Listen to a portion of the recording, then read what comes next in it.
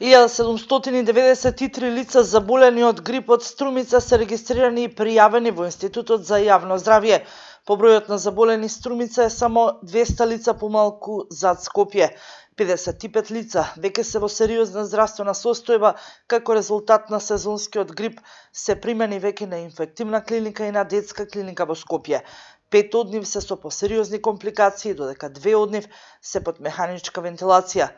17 деца, од кои 3 во сериозна состојба, се третираат на детска клиника. Компликациите поради грипот веќе му го одземаа животот на едно 14-годишно девојче од Скопје пред само 3 дена.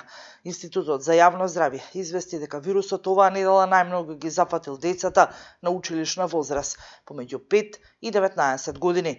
Здравствените власти соопштуваат дека ако трендот продолжи со истото темпо во текот на следните 2 недели, може да се разгледа можноста за затворање на училиштата. Во текот на изминатата недела регистрирани беа 3614 нови случаи на грип и други заболувања слични на грип, што представува зголемување од околу 28% во однос на претходната недела. За оваа сезона бројот на заболени лица од грип е речиси 11.000.